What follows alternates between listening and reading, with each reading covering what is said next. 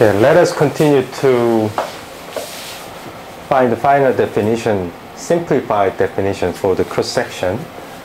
In the previous class, we have shown that cross-section is proportional to the transition rate, and transition rate is invariant amplitude squared times 2 pi to the fourth power energy momentum conservation delta function multiplied by number of final state. And number of final state is, right now we just copy the final result, and in the next class we will consider why this represents the number of final state. Number of final state is volume multiplied by the final state's momentum PC and PD, product of the same factor for particle C and particle D, and for each particle, volume times measure is dq momentum divided by 2 times energy of that particle divided by 2 pi q. And I have this factor for particle C is a final state, and this factor for the particle D is a final state. Okay? We had normalization n to the 8th power that was proportional to the v to the 4th power in the denominator. And in the final state, in our previous calculation, we considered the case of interaction that has 4 legs, 2 initial states and 2 final states.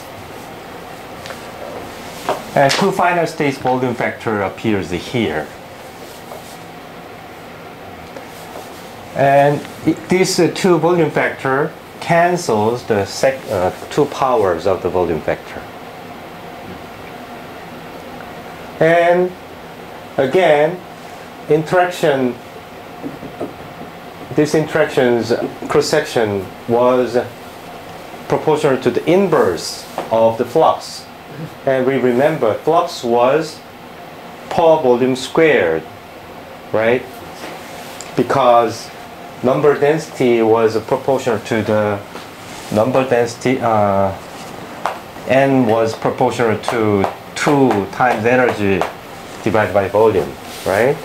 Each particle is a colliding particle, 2 particles colliding number density was inversely proportional to their volume, right? So the flux is inverse, so it is inverse again, and I have 2 factors of V. So V squared appears from NA and NB. There were 4 legs, and each leg has a volume factor. So V squared in the initial state cancels V squared of the the 4 came from 1, 2, 3, 4 particles, but 2 were cancelled by flux factor and 2 were cancelled by this number of state factor. It's possible to have multi-particle final states. In that case, this normalization is increased by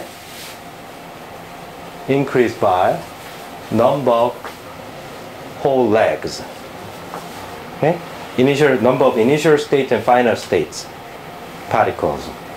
But each phase space factor in the final state canceled each V, and 2 factors remaining 2 factors are cancelled by the flux factor.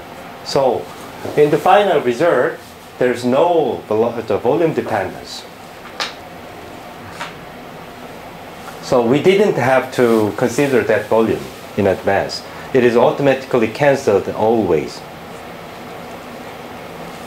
So the cross-section is independent of volume where the cross-section is measured. Okay, so the cross-section, we have very simple formalism for the cross-section. Now we can ignore the volume factor, and it is now the energy momentum conservation delta function multiplied by 2 pi 4th power can be combined into this vector. So if we define phase space, a new phase space, the phase space is now defined to be 2 pi to the 4th power and its momentum delta function. It is easy to memorize the power of 2 pi because it is energy momentum delta function, that is 4-dimensional delta function. So this number and this number must be the same. So even though it looks very complicated, it is easy to remember. And then what I multiply is just collect the final state momentum. It is possible to have many final states, but divided by 2 times energy. We will find that this expression is a Lorentz invariant. And divide by 2 pi cube. Okay. This is delta function.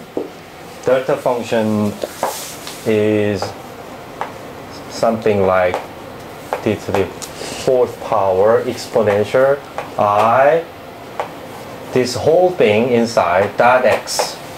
Okay?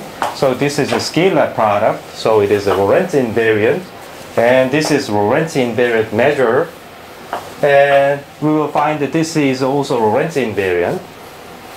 So d phi is Lorentz invariant, and flux vector is also Lorentz invariant, and invariant amplitude is a Lorentz invariant and gauge invariant. So cross section is a Lorentz invariant. Suppose 2 particles are colliding together, whether I move my frame along the beam axis, if I run along this direction or run backward, this, whether I measure the cross section in this direction or in this direction, length does not contract along the vertical direction. That's the reason why the cross section is invariant along the beam direction.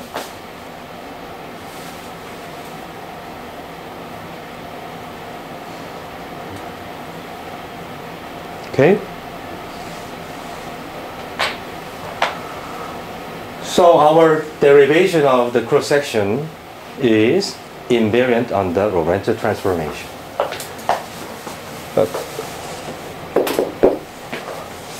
Next we have to find whether, why this guy is Lorentz invariant. Just copy a single vector for a single particle. Then I have dqp divided by 2 times energy of that particle divided by 2 pi q. Here energy is defined to be the square root momentum square plus the mass square. Mass m is the mass of that particle. If the particle's masses are different, then we can use different mass for each particle. Then we can simply introduce a new integral over p dp0 by imposing some p0, a delta function. Now 2e is included because 2e was in the denominator. I can multiply 2e, that is constant for p0, right? And then this guy is 2e is p0 plus e when p0 is equal to e, right? And E is positive. Right now we are considering positive energy particle.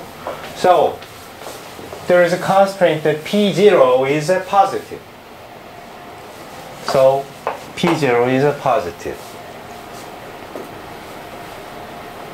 Then I can rewrite this. I can remove this constraint here because I have overall normalization that if P0 is a positive, then this delta function keeps only this contribution, right? Theta function kills this contribution. If I multiply these two, then it becomes a P0 square subtracted by 3 momentum square subtracted by mass square. And this is indeed Lorentz invariant expression, P square minus M square. Alright? So finally, this P0 integral can be combined with spatial integral to make a 4-dimensional integral divided by 2 pi to the 4th power, but we have cube, so I multiply 2 pi in the numerator. So this expression is now expressed as like that. Evidently, this guy is Lorentz invariant, and arbitrary function of Lorentz invariant argument is Lorentz invariant. The third one, P0, theta function P0 is again Lorentz invariant because theta P0 equals 1 in any frame, they are equivalent. Suppose in the rest frame, theta P0 is just a theta M, this is 1, right? If I boost, M is replaced by P0. P0 is always greater than M, and M is a positive definite, therefore it is always 1. So it is again Lorentz invariant. So the whole object, this phase space, it looks very, very complicated, but it is Lorentz invariant. And if I substitute this into the definition of the cross-section is Lorentz invariant. In addition, if this amplitude, invariant amplitude,